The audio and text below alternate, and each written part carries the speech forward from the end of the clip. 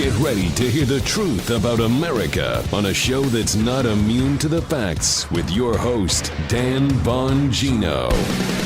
I've been looking forward to this show for a long time. The Dan Bongino Show Spygate special. We've got a great interview with Devin Nunes, followed up by an interview with Carter Page. They both have new material out, new books. I want you to check them both out if you can, if you wouldn't mind. The Devin Nunes interview is fascinating. There's an angle he brings up about an investigation into Hillary's emails and a potential motive for Spygate that, candidly, I had not considered. Today's show brought to you by ExpressVPN. Protect your online data from prying eyes today. Get a VPN. Go to expressvpn.com/Bongino. You're not going to want to miss the Devin Nunes interview part. Again, Carter Page at the end, who has been a victim of this entire Spygate scandal as well. Both of them are fascinating. But that part about Hillary Clinton's emails, I think, is really going to get you. All right, let me get right to it. Today's show brought to you by Hydrant. Drinking enough water is critical for a healthy lifestyle. It increases your brain power, boosts your productivity, prevents headaches, and increases your focus. It improves your skin and your mood. It helps your digestion and gives you energy. Prevents bad breath. It can help you lose weight. But how much water should you drink each day? The good news is that it doesn't have to be so complicated. Hydrant helps you hydrate faster. Hydrant has created a refreshing electrolyte powder that mixes directly into water to more efficiently and effectively hydrate your body. It hydrates you quickly, keeps you going for longer. Each rapid hydration mix has the 4 essential electrolytes your body needs: sodium, potassium, magnesium, and zinc, and it packs a punch to help your body hydrate fast and stay hydrated. If you're looking for that extra boost of energy, there's also Hydrant Plus Caffeine, which contains 100 milligrams of caffeine from green tea. Hydrant's backed by research. The formula was developed by an Oxford scientist, plus it's backed by a 100% satisfaction guarantee. You don't love it? Send it back for a full refund. Hydrant starts at just $1 a packet for a 30-day supply. Save even more with a monthly subscription. We've got a special deal for our listeners to save 25% off your first order. Go to drinkhydrant.com/Bongino or enter our promo code Bongino at checkout. That's drinkhydrant.com/Bongino. Enter promo code Bongino for 25% off your first order. Drinkhydrant.com/Bongino and enter promo code Bongino to save 25%. And we thank them for sponsoring the podcast. Now, without further ado, our interview with Devin Nunes. All right, welcome to the Dan Bongino interview show. This is our first two-time guest, Paula? It is, right? Devin Nunes? Yes. Well, who better than Congressman Devin Nunes? Congressman, thanks for joining the show. We appreciate it. Dan, it's always a pleasure to be with you, and it's great to be back on. As you know, I'm a big fan of your show, and it's nice that we can finally talk now that they're not trying to investigate us. And there's always time, So, and just a note, we'll be talking to the congressman towards the end of the interview about his new book, Countdown to Socialism, available now at Encounter Books on Amazon and elsewhere. Please pick it up. There's a lot of really golden nuggets in there, and also, you'd be remiss if you didn't check out the Congressman Devin Nunes' podcast. Check it out on Rumble.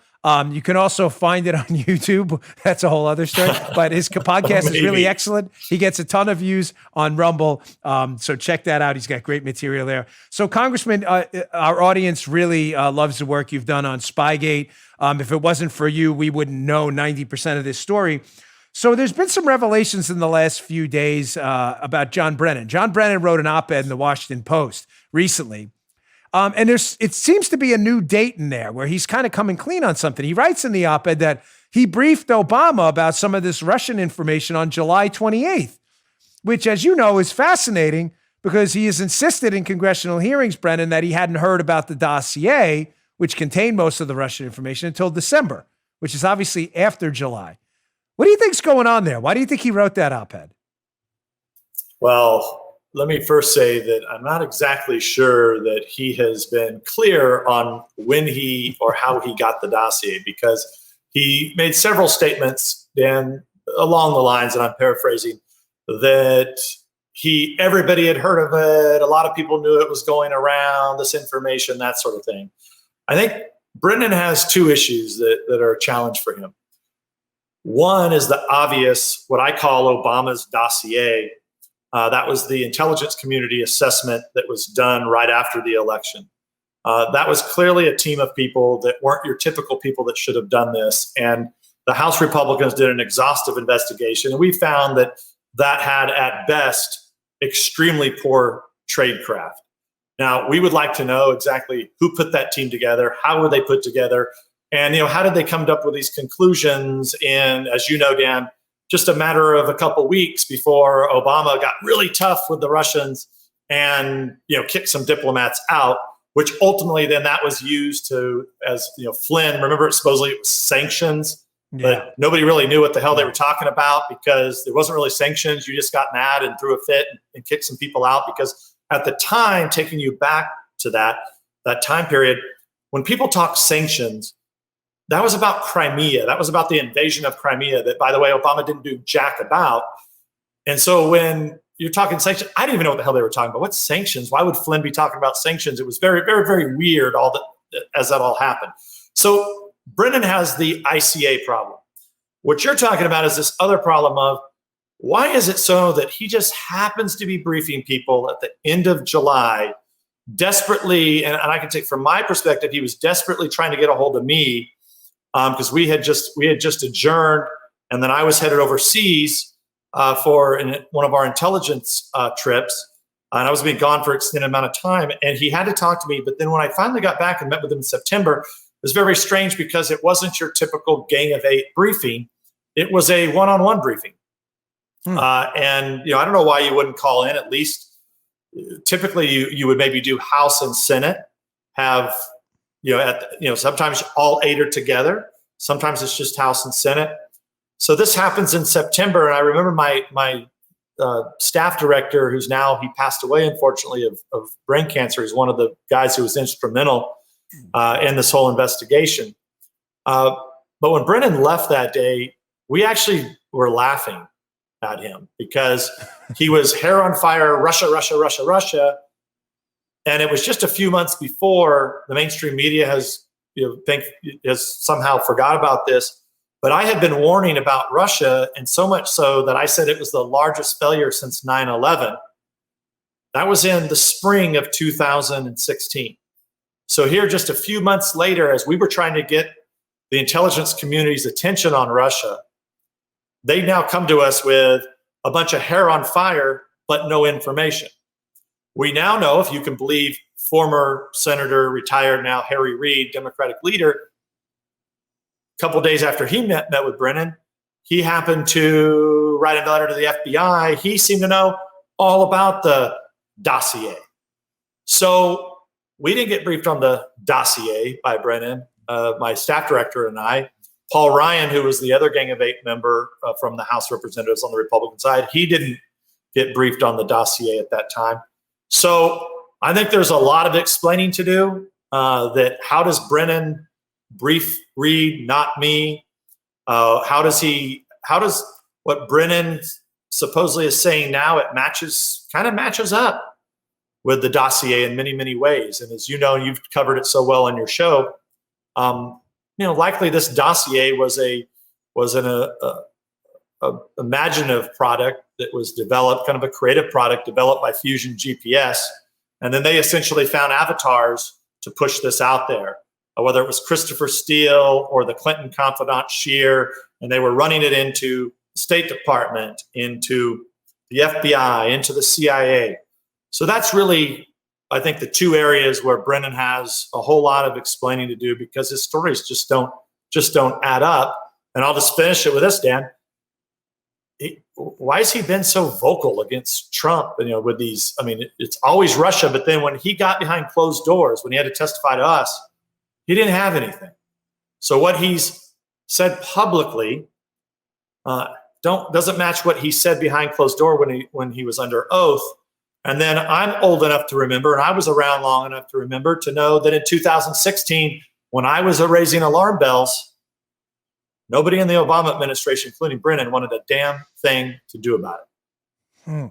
Well, this is interesting in light of the new information. Since the last time I spoke to you on my podcast, that interview did spectacular numbers. People find what you have to say fascinating. But we have new information now, Congressman. We know some of the testimony by Brennan and others, Susan Rice and others up on Capitol Hill has since been declassified. We now know that there is no intelligence about collusion. None. That nobody, if I'm saying anything inaccurate, don't let me misquote you. You knew that from me. You don't even need a Nunes translator for that. You knew about it. Yeah. We love it. We need that. Where's Joe? We don't need a Nunes translator. We're just reading their own words where they couldn't put their finger on one piece of tangible, verified intelligence leading to believe that there was ever any Russian collusion. Yeah. Now, this is odd Well, because you have been a Russia hawk your entire career, warning the Obama administration about Russia. All of a sudden, Brennan comes in, as you say, hair on fire to you. It's now July, August period, July, August, September. He comes in screaming about Russian interference in an election. He oddly briefs you. By the way, you're not a rank and file congressman. You're the chairman of the Intel Committee. Not that there's anything wrong with being a rank and file, but you get the point. You're supposed to be briefed on this. And the briefing you get, I believe, is far different than the briefing Harry Reid gets, a Democrat leader on the Senate side. That's right. Because Harry Reid then writes a letter to the FBI that contains information, Congressman, as you just said, suspiciously similar to what's in the fake dossier. Am I reading any of this wrong? No, you have it nailed. And if you think about it, it was so hair on fire to then, it was so important that you had to have a secretive, separate briefing for just me and my staff director without Paul Ryan there even. That was so odd. And then, we had been on top of this Russia threat for a long time, we, the Republicans, because we had been telling them about the Russian threat. Okay? They're the ones that wanted to do the Russian reset. They're the ones that didn't do a damn thing. We were caught totally blind in Libya, in Syria, in Crimea. So we were the ones that were on top of this, warning them about that. So to have Brennan come in there, needing to talk to me for a month, and then he finally has his shot to get in there and talk to us. And it was the strangest damn briefing I've ever seen because he didn't have anything. So and, what we were was he ready briefing to talk you about, Russia. though? I mean, listen, I know you can't get into I understand that. Yeah. But what was the gist of what he's saying? You've said a couple of things repeatedly on your Fox interviews where I have to employ the translator because I know you're limited in what you can, and I understand. But you've repeatedly said that there was no formal Five Eyes intelligence used to open this Trump investigation into collusion. So if we know now that Brennan and the others testified up on Capitol Hill that they had nothing, we know there's no formal evidence trail from our foreign partners saying that they had anything on Russian collusion, then what the hell was Brennan telling you guys? I don't understand. What was he saying? It was essentially innuendo. It was innuendo that, we now believe what he was actually telling us was what was in the dossier because none of it really made sense. It was quite a short meeting. And obviously I can't get into what was said, but there wasn't hardly anything there. And that was what was so bizarre about it. Why would you wait the whole month of August and finally you get the chance to brief? You got to do this separate briefing and it's about nothing. And as you've heard me say this, you're exactly right. The reason I always said Five Eyes intelligence is because the dirty cops at the FBI and the mainstream media, the propaganda arm of these cats, they were the ones who constantly talked about, Five Eyes this, Five Eyes this, our partners this, our partners that. They had went to the UK, as you know. There's all this involvement with the Cambridge Club.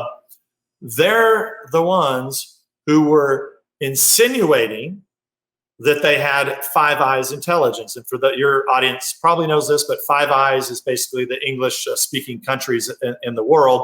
We've had a long-standing partnership that dates back to World War II, where we do intelligence sharing.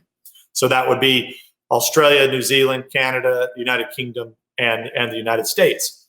So I just wanted to make sure, going all the way to that time period, the reason I was very clear about that there was not only no intelligence from our side, there was no intelligence from the Five Eyes side either, because they were always pretending that Downer, the Australian high commissioner, they called him, the ambassador essentially in the UK, he was the one that supposedly brought this to the State Department.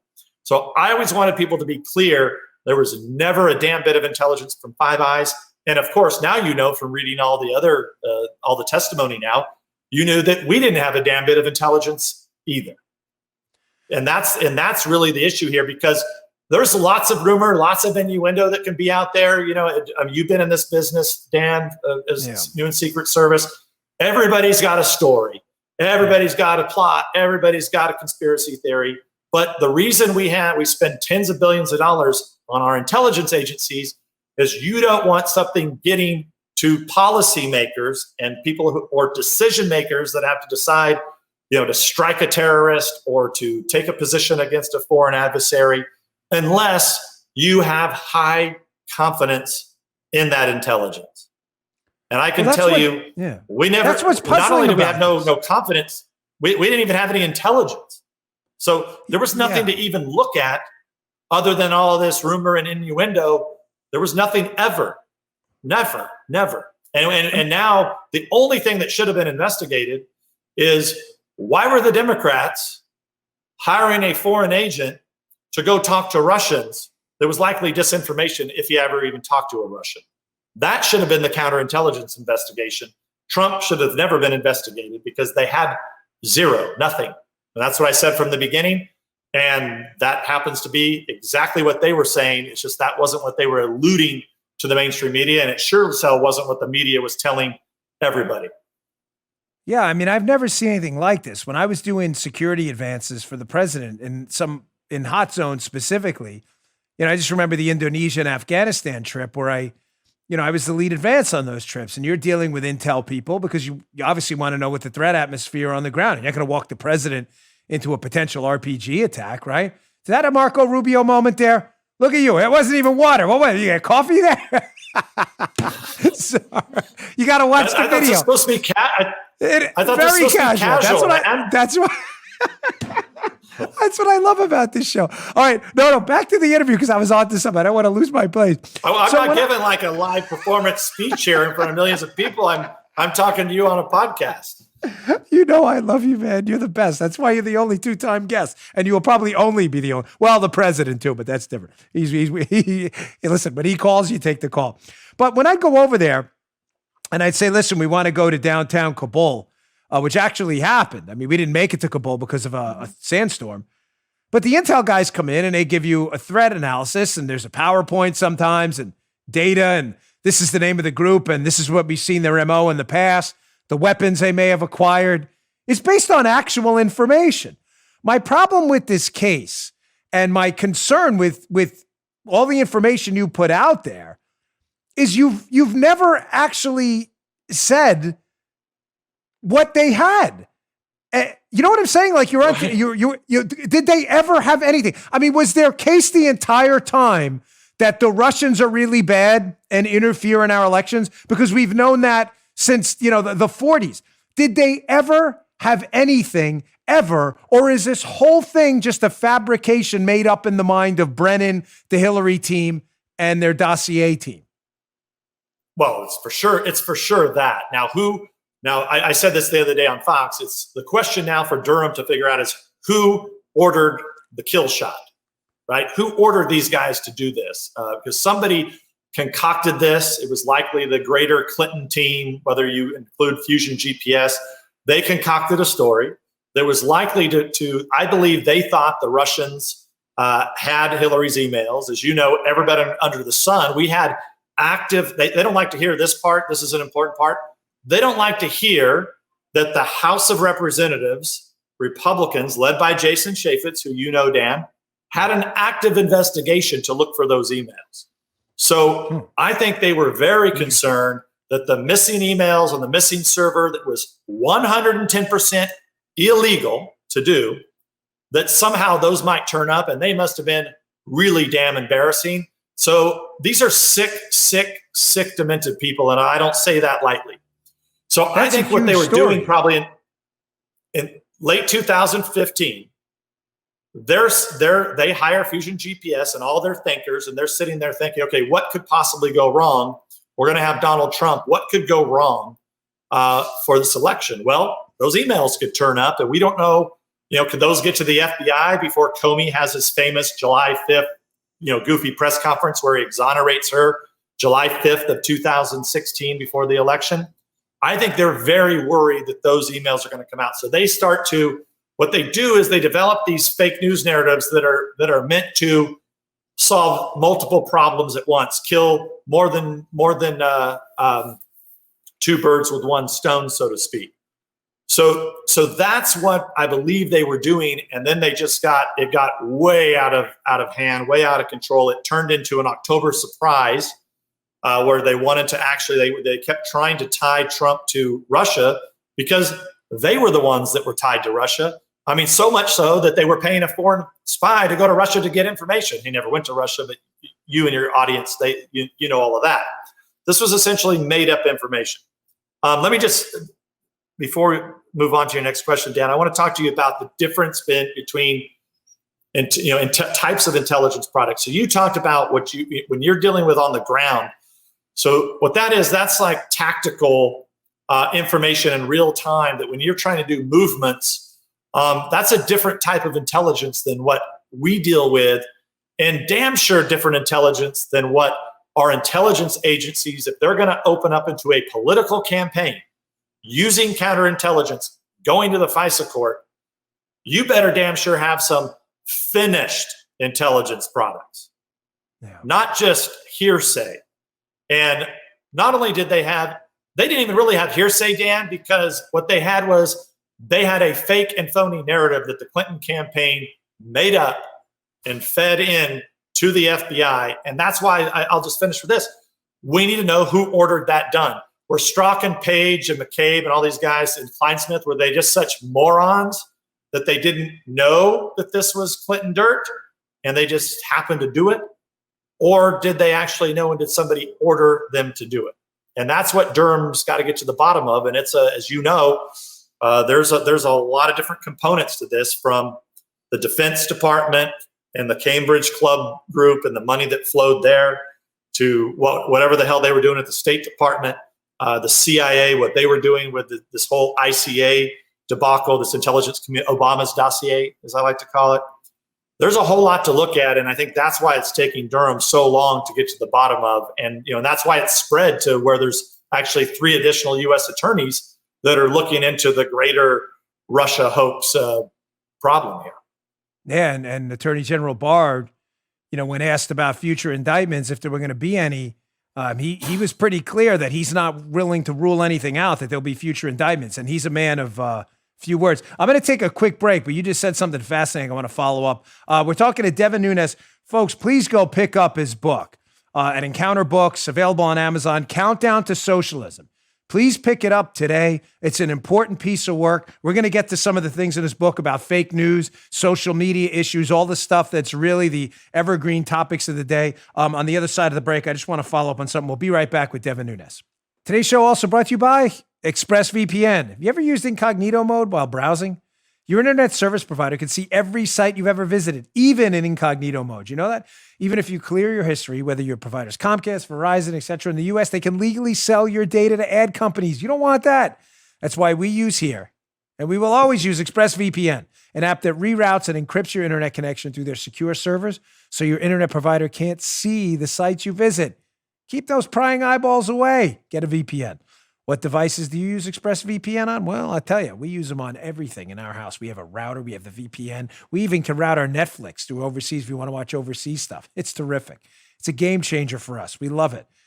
ExpressVPN protects 100% of your data with best-in-class encryption. It runs seamlessly in the background. There's no lagging or buffering. It's easy to use, and it keeps those prying eyeballs away from your internet activity. Tap one button, you're protected. It's rated the number one VPN by CNET and Wired. Available on all your devices, phones, computers, routers. We got one of those. So your whole family's protected under one subscription. Go to expressvpn.com/Bongino. You get an extra 3 months free on a 1-year package. That's expressvpn.com/Bongino. Go today. expressvpn.com/Bongino. Now back to Devin Nunes. All right, welcome back, Congressman Devin Nunes, again, author of the new book, Countdown to Socialism. Please pick it up. An extremely important piece of work, especially with everything going on right now. So, Congressman, I had never heard that piece of information, that Congressman Chaffetz and others were involved in an investigation into what happened with those emails. And that makes perfect sense with those missing emails. I mean, obviously, everybody knew that there was an investigation into the emails, but what I'm getting at there is, you're always looking for a motive when you're an investigator. Why? Well, obviously, the motive for Hillary was to win the election by tarring Donald Trump with the Russia label. He's a Russian traitor. But That's a great point you bring up, that maybe they were afraid that someone would unearth these emails, that they were potentially damaging. And the way to turn it around and do a 180 would say, oh, look, the Russians did it. They're working with the Russians, and that's how they got That's just fascinating. I never heard you say that before. Well, I mean, look, I'm saying it to you and your audience because I know that nobody's done a better job than you of getting to the bottom of this. I mean, guys, you wrote now almost, I guess you have a third book coming out on it, right? Yeah, we do. So, that's right. So, and your audience is way up to speed on this. And so it's easier to explain to people because you don't have to spend all kinds of time explaining it. But these guys are very sophisticated. They're very good and they're very demented. And so when you look at them, they look at all the options. When they do a disinformation operation, they have multiple targets. And so then they build these fake news narratives that have multiple targets. And let's just take one that's in the news today and recently. You notice that there is this constant drumbeat about President Trump, that he has somehow did something bad against veterans, bad against the military. And you've got an unprecedented number of military generals and admirals retired that are coming out against him. This is not, and you've got Bob Woodward talking about it, the Atlantic story. And look, you can pick this stuff up pretty easy because the Atlantic story comes out and then voila, there's an ad from one of the operative groups already running, like right after the story comes out. Right. So it's easy to kind of piece this together. So they clearly know in their polling that Trump has support of the veterans. He has support of active military in the polling. And what's the one way that they can not only say, oh, he has not only horrible foreign policy and he's a disaster with Russia. He's being controlled by Russia. You can't trust anything he says. Oh, by the way, the veterans and military, he disparages them. This isn't done in a vacuum. This was something that they planned to be a fake news narrative, and they're going to continue it. It started with Mattis and all those guys coming out and doing what they did. They're continuing to do it, and that's why you saw this Atlantic story. And my guess is that we're going to continue to see more of these stories as we go along that are designed to do the overall big things, which are draw veterans and active military votes away from Trump and to Biden, and at the same time dirtying them up with foreign policy. Sound familiar? That's what they did. The Clinton people knew that they had a problem with these emails. They knew damn well that probably a foreign adversary had them.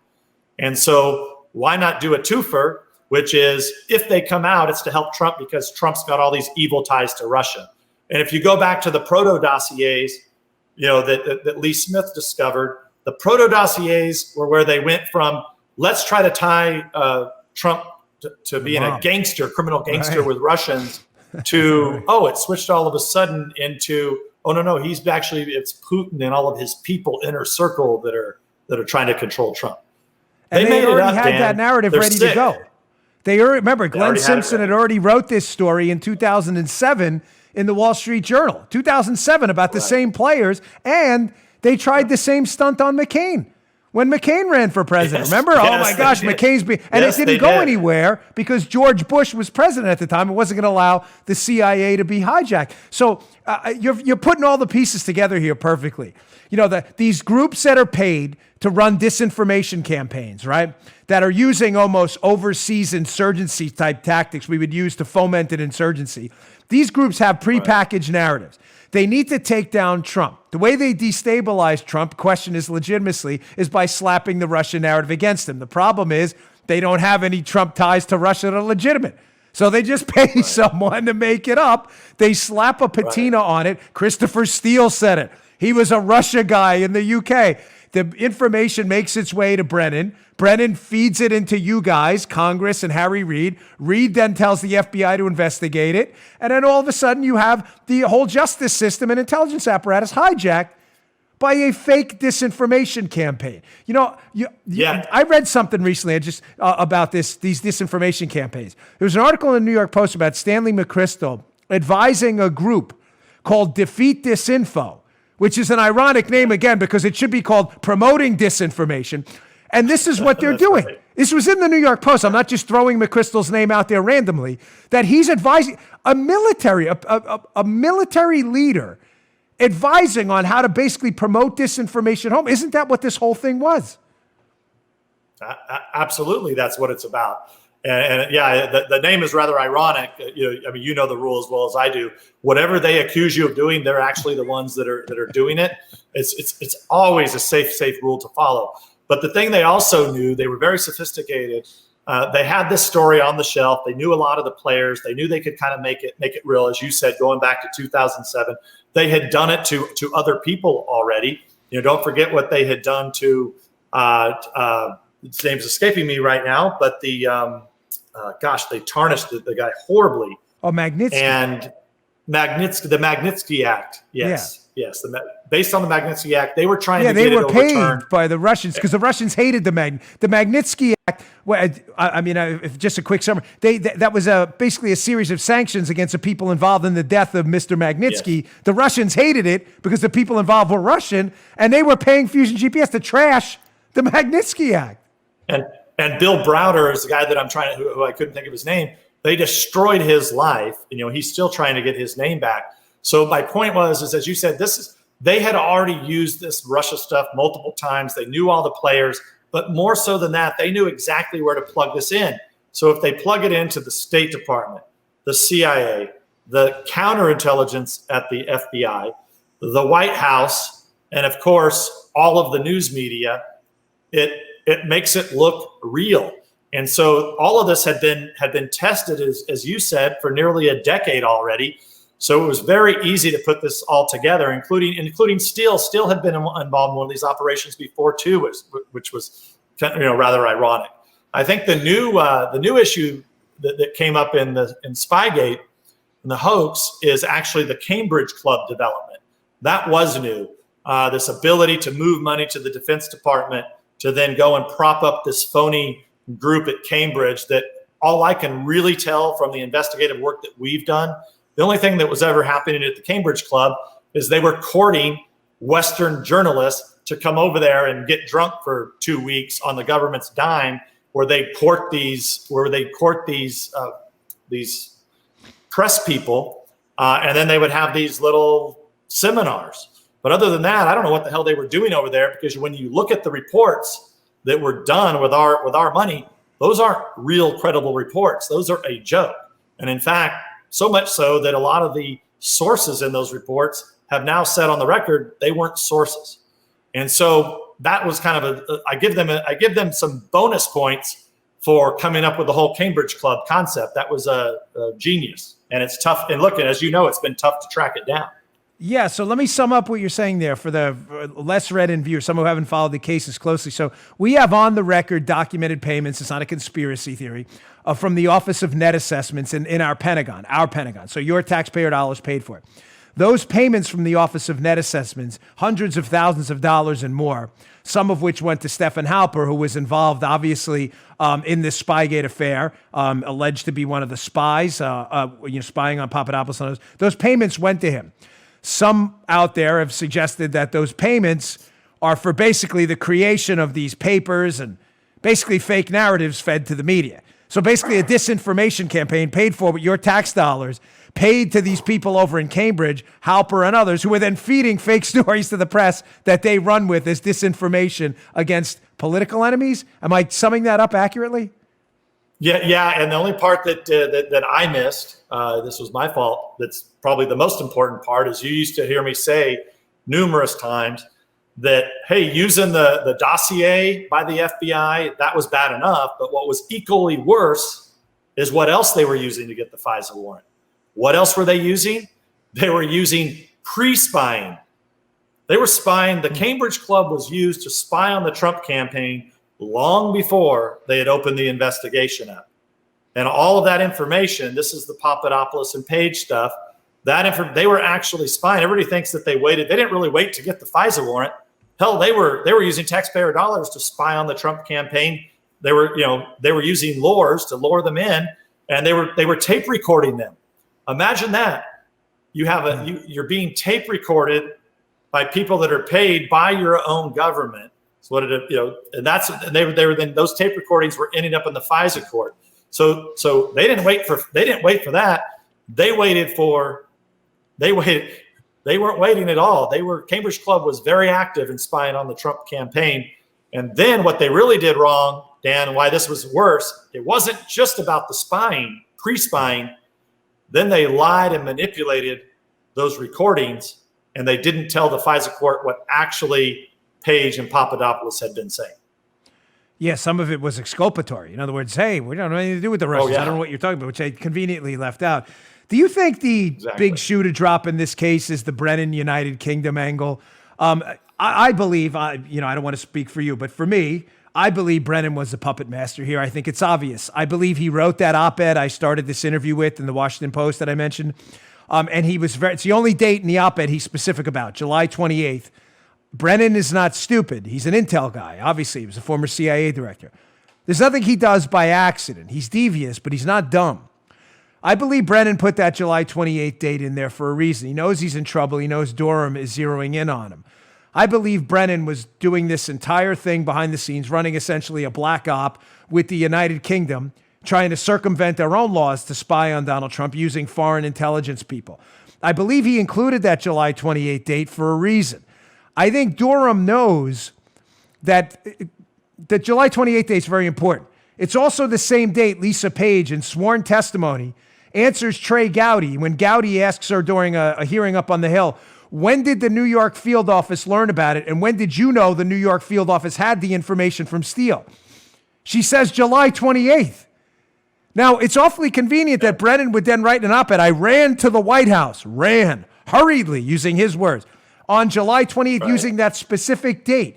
I think what he's doing in this op-ed, Congressman, is he's signaling to Obama and others, you better not throw me under the bus because you knew too. In other words, Brennan had this dossier information from Steele in July, not December, as he said on the record. It's July. He was lying. Yeah. So what I would say, what I would say about the July 28th date is that's their story and they're sticking to it. And no matter how many times, we ask these guys, don't give us any more July 28th. Tell us what you were doing beforehand. None of them would ever answer the question. And I'm talking about, this was me, Ratcliffe, Gowdy, asking specific questions to both Rosenstein and Ray, by the way. We want to know what the hell was going on before July 28th. Not a peep, not a word, never. So I would say that they all know that pre-July 28th is a problem for them. And look, here's what I only have circumstantial evidence of this, but I think there's no question that the Cambridge Club is connected to Downer, the Australian High Commissioner that supposedly gets this information on Papadopoulos. The Cambridge Club is also connected to Steele. The Cambridge Club has connections to the UK government, and that's what you're referring to. Whether or not the UK intelligence agencies knew about it, sure, their former spies for sure did, because they're part of this Cambridge Club. We know that the FBI is spending time over in the UK. So you start to piece all of that together and know, these are kind of the obvious questions that Durham needs to answer. How the hell did they know to invite Papadopoulos Carter Page over to the UK? Right. Where did that come from? How does Carter Page, it just so happens that a dossier is being written and that he's getting invited over here from an entity that's getting government money from our own Defense Department? These are all the questions that and that's why I go back to, who ordered this? Well, Congressman, don't you think it's awfully weird too that Bill Prystep, some FBI folks were in the United Kingdom in May? That's before July for the liberals listening. Yes. And did you notice when Prystep was asked about that and others were asked about that up on the Hill, the FBI lawyers got involved? Why are they, I don't want to nail you down onto, I know you're limited but let me ask you this. Why are they so concerned about what they were up to pre-July 28th? Why? Look, whatever the hell they were cooking up, that is the overall problem. How was this even predicated? Because it wasn't. Because there's so much on the record about July 28th, end of July. They're all on the record saying that, but the facts on the ground don't match their words about the end of July. None of that makes any sense. So you're exactly right. What the hell were they doing over there? How does the Cambridge Club know about these names? There's so many of those of the Trump people. How's this guy get inserted into this Cambridge Club guy? So much so then he's back in the United States doing secret recordings in the fall. That this gets us post that time. Who decides to leave out the exculpatory evidence? I mean, you believe Kleinsmith, he just says it was honest mistake. I mean, there was a whole lot of honest mistakes that were made in this case because, in fact, they weren't honest at all. And somebody concocted this, plugged it into the right places, and somebody ordered all this to be done. They just didn't do it because they were really trying to get to the bottom of Trump and Russia, because they knew damn well you talked about actionable, kind of tactical, on the ground intelligence. They didn't even have that. I mean, they just had garbage. They had when you read that Steele dossier, it's just garbage. I mean, the first time I read that thing, when that thing came public in BuzzFeed, I mean, it was just like, what in the hell? The PP. I've been reading intel reports for a decade. I mean, that didn't look like any intel report. And why would the FBI and people be taking any of this seriously? No, I agree. It's a sad excuse for an intelligence project. All right, let's get to your book, folks. Please check it out. Countdown to Socialism by Devin Nunes. Again, Amazon, available on Encounter Books. You can get it cheaper over there. Please check it out. The congressman's been on our side. We'd be lost without him in this case. Let's support him out there. Tell me about the book. I hear you get into some fake news, how it works, how social media, disinformation campaigns. What are the highlights of the book? What can we look forward to? There it is. Well, I got it right here. You were nice orange and yellow cover. Countdown to Social. Get it? Orange, yellow, hammer sickle. You intended that, I hope. You got it. All right. You got it. That's exactly why. And there's even drawings in here. I didn't do the drawings, but I designed the drawings. This is something like you need pictures. This is something you're not going to see done very often, because it's something that we brought back from the past. At the time of the printing press became more readily available, people used this to make small pamphlets, informational packets that could get out, and they'd take it around the colonies. It was used during the time of the Revolution. The main point in my book, and I'll just sum it up with this, Dan, that you'll understand, is that it's not so much that what they did with the fake news complex that they have in this country. We've known that. That's not news. I have some interesting stories in there that involve the Russia hoax and kind of our involvement and how to spot it. But the key here is the disinformation funnel. And that's what I describe in depth here, and why every American needs to read it. And it's done so in a short fashion that you can read it in just a couple hours, and then you can pass it on to your neighbors. That's why I want to keep it very cheap, get it out as far and wide as possible, because we need to reach people. This isn't about like reading a Spygate book where you're going to, spend a week or 2 or 3 reading it, each night. This is about sitting down, reading something in long essay form that's very simple to read, because people need to understand what this disinformation funnel is. And just ordered mine. Essentially what it is. See that? Right there, folks. Zoom in. I just bought it on Amazon. Right there. I just got it. I'm going to go to Encounter Books and get another copy too. No, I love this idea. What about the disinformation campaigns? So you got my ear here, and can you give us a little teaser? Like, what do you describe how they work, how they promote these fake narratives? Well, that's basically what the book's about. It's not just about the fake news narratives and the disinformation campaigns. It's about this. This is the funnel.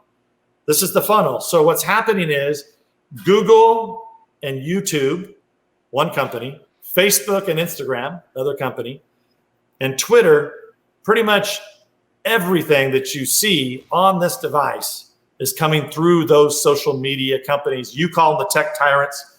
I actually have another term for them. I call them tech oligarchs, because they're worth so much money. They love to control the people in power. How best to do it? They're developing the content, the propaganda arm of the Democratic Party, the media, and how nice it is to have your actual funnel that you can actually control the flow directly to the American people. The key point that I make in this book that I think people need to understand, I finally looked around, and why I decided to write this, I looked around and I saw a statue of a priest. I'm here in California right now. A statue of Father Serra, who was one of the founding architects of California. He developed the road system through here. He treated the sick. I mean, he was very, very popular, so much so the state of California has a statue of him in the U.S. Capitol. And he was Spanish. He wasn't, this was throughout the 1700s and early 1800s. Why would you be tearing down a statue of Father Serra?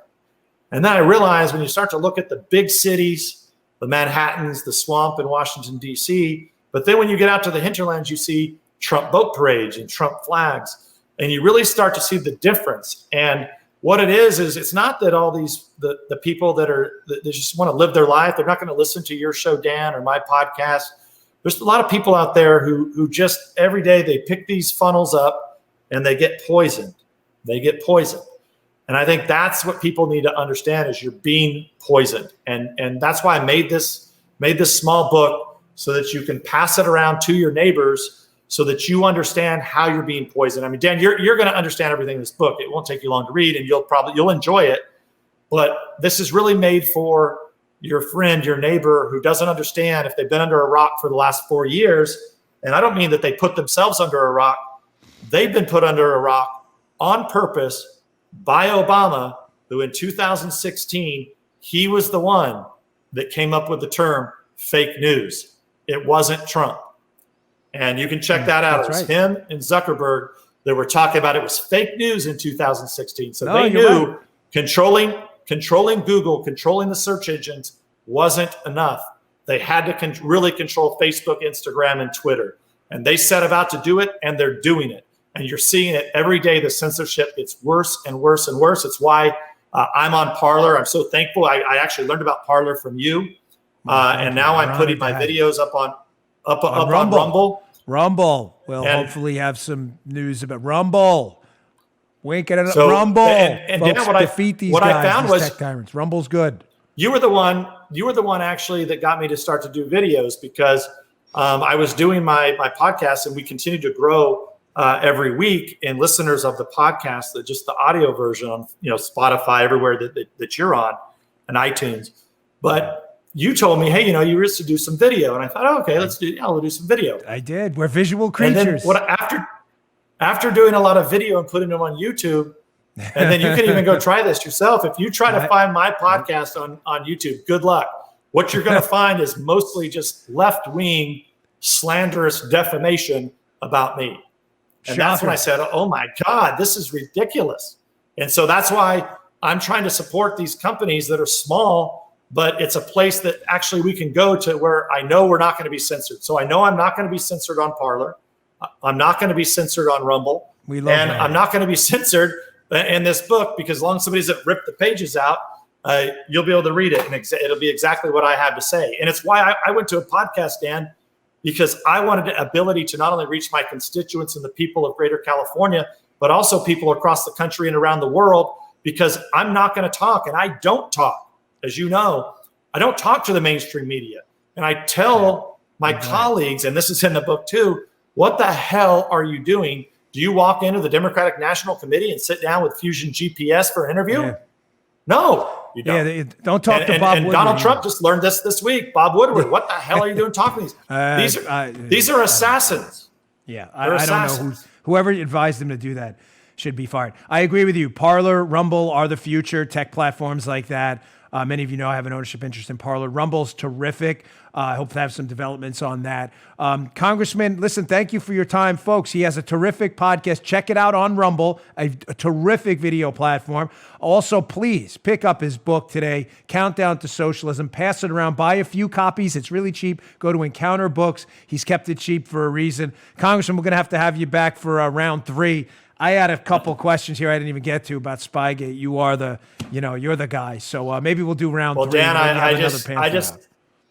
hope to hell that Durham has at least an interim report before this election, and that there's a few more indictments. But there's a whole lot of. We have 14 criminal referrals. There's a lot here, and I just can't thank you enough for all the work that you've done. You're welcome. And you don't need my congratulations. You know that, because your podcast keeps growing. It's because of the work you've done.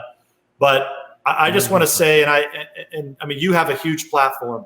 But there's a lot of people that don't have a big platform that are out there. Great podcasters, done a lot on Spygate, and thank God for these very few investigative journalists that were out there. There were, Dan, in total, and I'm including you in this, less than 20 people, and that includes like people on Twitter that we don't even know who the hell they are, like Undercover Huber. There's 20 total. Techno, you got Hans Monkey, you got Lee Smith, Jeff Carlson, Chuck Ross, Molly Hemingway, Sarah Carter, John Solomon. You're right. It's a handful of people who have, but Yep. really you have been the lead. You really have. I got Carter Page coming up after you. I'm going to ask him some questions about his book as well. But you really started this. We would know nothing without you. So don't be shy about that ever. You deserve all the accolades. Congressman, I really appreciate your time. I'll talk to you soon. Thanks a lot. Thanks a lot, Dan. All right, folks, stay tuned. Coming up next, right after this break, I've got Carter Page coming up. We'll be right back. Hope you enjoyed that interview with Devin Nunes. We got Carter Page coming up in a second, a victim of the Spygate scandal. Today's show also brought to you by our friends at Brick House Nutrition, my original sponsor, one of the best. They've been with me from the beginning. You know, I'm 45. The reason I don't look 85, given all the stress I put my body under, because the Field of Greens. We take this stuff every day. That's why Parler looks 21. People are always like, hey, who is that? I'm like, that's my wife. They're like, no way. Gosh, you married a woman so much younger. She's really not that much younger. She just looks a lot younger than me. Field of Greens. That's a trick. Folks, listen. This is not a supplement, okay? Supplements are different. You know how I know that? Because if you read the nutrition label on the back, Field of Greens, it has, what does it say? You say, oh, supplement facts? No. It doesn't say that. It says nutrition facts because it's real fruits and vegetables packed with vitamins and antioxidants ground up into a powder that's delicious and easy to prepare. I throw it in green tea, sometimes tomato juice, sometimes orange juice. It tastes delicious. You know you should be eating your fruits and vegetables, right? Everybody knows that. But sometimes you don't have time to prepare them. What if I told you fresh, healthy, wholesome fruits and vegetables ground up into a fine-tasting powder was available for you right now for that clean energy, healthy, and happy lifestyle you know you need through the power of vegetables? Go to brickhousenutrition.com/Dan. Don't waste any more time and get 15% off your first order with promo code Dan. Pick up Field of Greens today. Eat your veggies. Lead a healthier, happier, more energetic lifestyle like me and Paula do. We love this stuff. We're addicted to it. They have 2 flavors now. Both are great. They have a berry flavor. I like the traditional. This is the original Field of Greens. Go today, brickhousenutrition.com/Dan. Field of Greens. Pick it up today. Get 15% off your first order. brickhousenutrition.com/Dan. Use promo code Dan. Pick up Field of Greens today. You're going to love this stuff. It's my go-to. Now to Carter Page. You're going to enjoy this interview. Check this out. All right, as promised, one of the unfortunate victims of the Spygate scandal right here with us on the show, Mr. Carter Page. Carter, welcome. I want to talk about your new book, Abuse and Power. You can see the book behind Carter right there, available now, Abuse and Power by Carter Page. Thanks for joining us. We really appreciate it. Thanks for having me, Dan. Great to be with you. Now, yeah, Carter, we've spoken before. I met you at a conference out in LA for the first time, and I'd always wanted to speak to you. You've been a guest on my podcast, actually. You know what? I just said to Devin Nunes, he's the first 2-time guest. You're the second 2-time. I totally forgot. You had CPAC we interviewed there. So you have this book out now, Abuse and Power. You were one of the victims of this Spygate debacle. Clearly, our FISA, our system used to spy on terrorists and enemies of the United States was abused to, in fact, spy on you, gain access to your phone records and things like that. And the allegation was, ridiculously, that you were a Russian spy. Now, I hope you get into a lot of this in your book, but we just found out recently that the FBI lawyer whose single task was to go and find out from the CIA if your contacts with Russians were on behalf of the CIA or as a spy, air quotes, that he then doctored the evidence. Does your book talk about that? How does that make you feel now that he's pled guilty to that charge? Dan, as you've been saying for many years already, this remains just the tip of the iceberg. And on that one particular question, in terms of Mr. Kleinsmith, believe it or not, my lawyers were in negotiations with Mr. Kleinsmith, and I describe all this in the book. And unfortunately, this was right around the time in early April 2017. And not only were, we had various negotiations going on, but the big thing, and I think what hasn't really been revealed as of yet, is the fact that I was actually getting a ton of death threats at the time. And some related to these false news reports that the FBI, it's now been unveiled that, they were all part of this whole conspiracy with the bad actors in the Democrat Party and the media.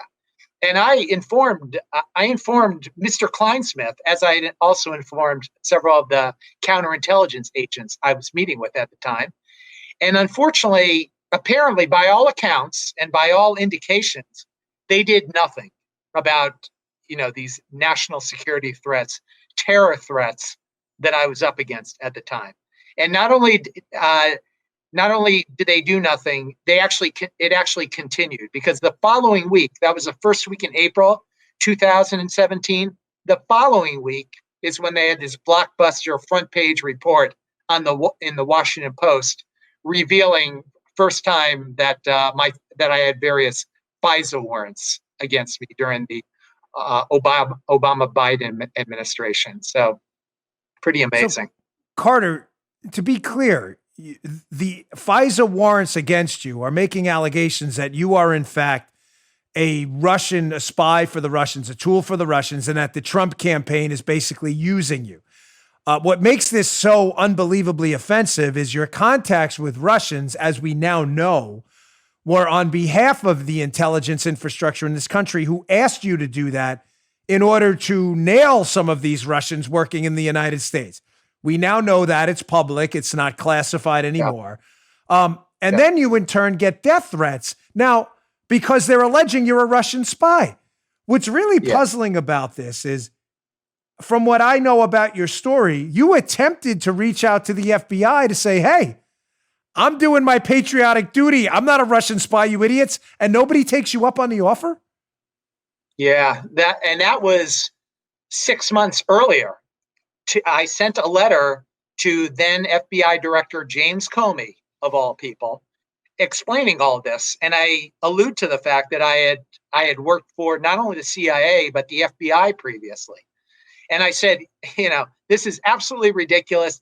And I called it a witch hunt right at the beginning. This is, a couple months before the last presidential election. I said, if you have any questions whatsoever about this, please do not hesitate to contact me, or have your agents, who I've known for a long time, come contact me. Not only did they not contact me over the next 5+ months, they actually kept colluding with the DNC consultant, Christopher Steele, as you talk about in Spygate. Yeah. Yeah, well, and just to double down on their lack of curiosity, you're offering, just to be crystal clear, to clear this up. Yep. Hey guys, I'm not a spy. Those contacts with the Russians, intel people asked me to do that. I'm not a spy. They don't take that offer. Making it even worse, Carter, we've just learned in the Klein-Smith plea. Klein-Smith's the FBI lawyer who's now pled to doctoring evidence about your work with the CIA. We now know that Klein-Smith, in his plea, he managed to snake out of this a little bit, Carter. I don't know if you know this and you read the plea, but in the plea he says, well, I may have doctored the evidence that Carter Page was in fact a source for the CIA and saying he was not a source to try and make his contacts nefarious. But I only did it because I was confused and I didn't really lie about it. And what's weird about this, Carter, is the CIA official who he's communicating with about your work for the CIA in a patriotic mission, the CIA official offers the FBI lawyer, Mr. Klein-Smith, the opportunity to clear up your work. And what does he do? He does the same thing he does to you. No thanks, because they wanted to be confused, didn't they? Absolutely. And, the thing that I find, as you say, there's so much more. Another example, as you've been saying for years, tip of the iceberg, right? Another element, that second page of the same charging document, in paragraph 5, it talks about other members of the Crossfire Hurricane team. And of course, again, they were getting a lot of this same information. It goes back to your point about a lack of curiosity. So I think there are some very big open questions as to who was doing what. And so far, as Chairman Grassley, Chairman Graham, Chairman Johnson, and others, and Congressman Nunes, who is on the show, they've been trying to get answers for the last several years, and it's not really coming out as of yet. So a lot more to learn. But again, I try to lay out the basics and all these details of the extraordinary implications and the on the ground, firsthand facts. A lot, in many ways, it's like your first books as as the inside story as a former Secret Service agent working during Obama. It's right. sort of the first hand. I forget about that. Right, yeah. Well, it's sort of it I think it builds along well with your, all the work you've done with Spygate and your other writings. But, I think it's important to understand how this all came about, and also the huge implications, not just for me, not just for the Trump campaign, and of course, candidate Trump, which this was all aimed at. They didn't really care about me. They never would have wasted, the DNC wouldn't have wasted millions of dollars to do this entire hoax, and colluding with the media, et cetera. But it was all about interfering in the 2016 election using foreign spies, as you've correctly written about and helped to expose. We're going to take a quick break. We're talking to Carter Page, author of the new book, Abuse and Power. Pick it up today, folks. I have an important question for you after this break about Kleinsmith as well, because there was another thing he tried to feign confusion on. All right, stay tuned, folks. We'll be right back after this break. Hope you enjoyed my interview with Devin Nunes and the interview with Carter Page. If you get the chance, take a look at my new book on this subject, Follow the Money. We cover 3 people specifically in the book who've flown under the radar, and their shocking deep state connections. Kathy Rumler, the Obama fixer, an FBI agent, and an FBI source inside the White House that have managed to escape scrutiny. Their stories are going to blow your mind. We also cover the Soros connection in Ukraine in my new book, Follow the Money. Pick it up today. Be coming out October 6th. If you pick it up today, it'll be at your door in just a couple of weeks. Follow the Money. Check it out on Amazon, Barnes & Noble, bookstores everywhere. Please, I think you're going to enjoy it. We put a lot of work into it. The Audible version is available on Amazon right now for you to download today and listen to if you'd like to get a head start. Really appreciate your support. Now back to our interview with Carter Page. All right, welcoming back Carter Page, author of the new book, Abuse and Power. So Carter, another thing I find puzzling is, again, you've offered the entire time to the FBI in an actual written letter we can all read today. Hey, let me clear this up for you. I wasn't spying with the Russians. I was working with the intel community. Thanks, fellas. They turned that down. They then reach out to the CIA. The CIA confirms, yes, we've worked with Carter Page.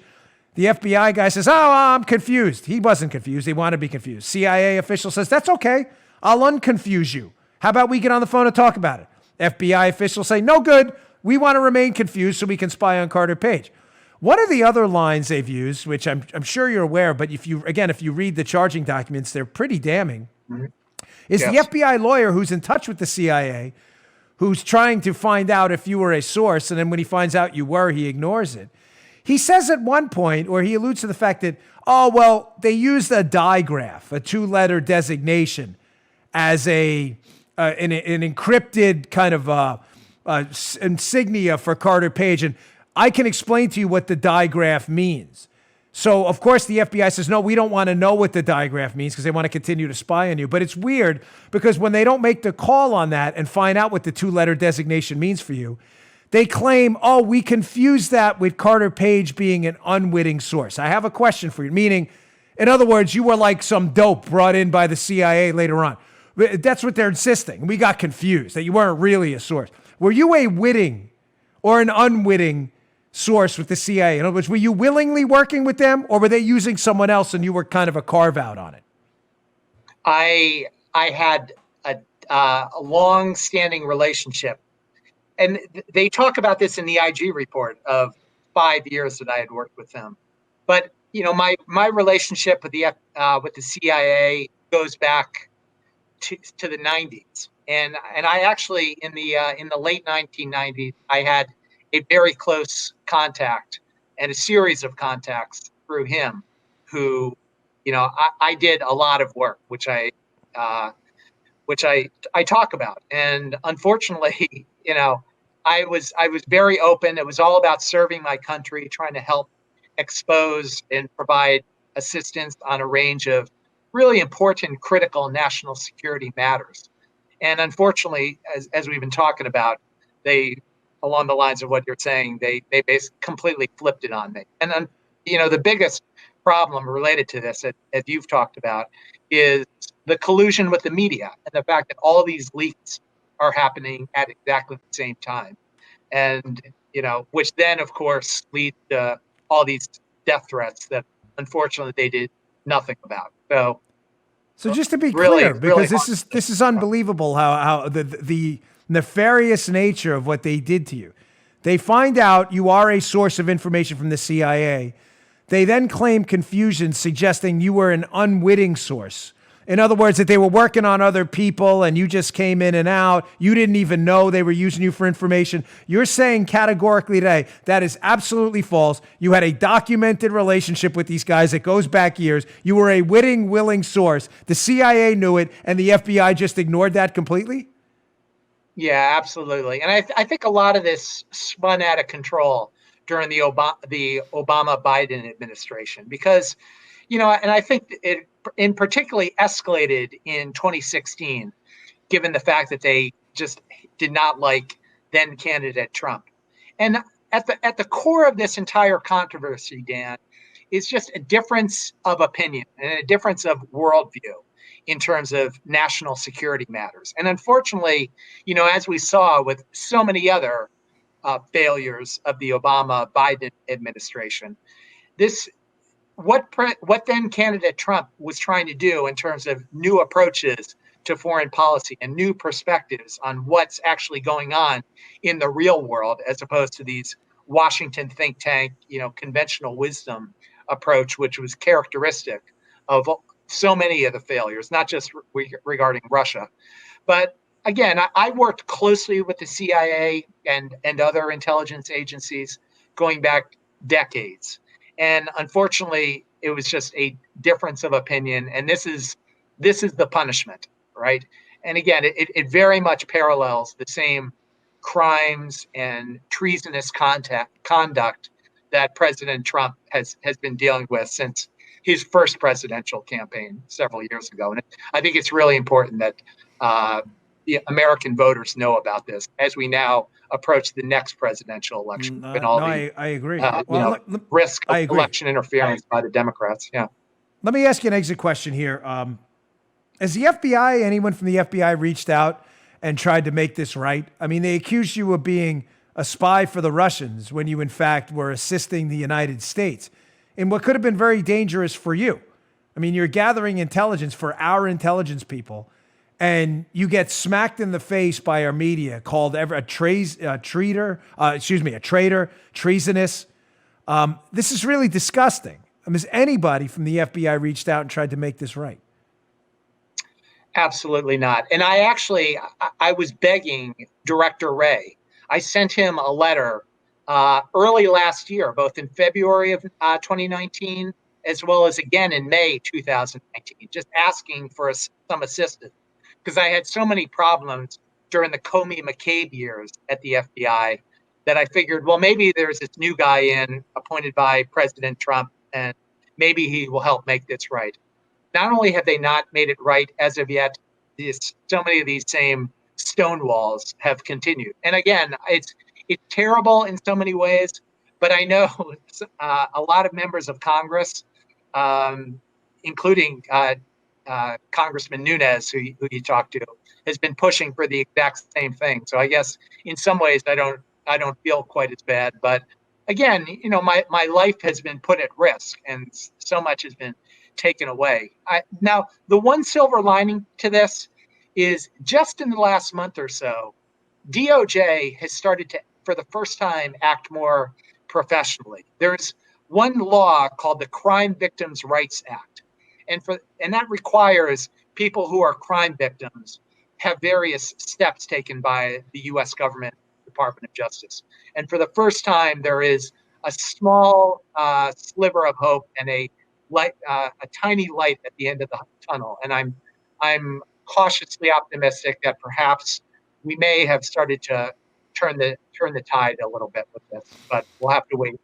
Well, certainly, as you've been saying and pointing out, so much more to go. Yeah, well, we can get a lot of those that story in your book, Abuse and Power. Carter, I appreciate it. I'm really sorry this happened to you. It's really a disgrace and a stain on our country. And I hope we can get some more of the story again in your book to shed some light on this.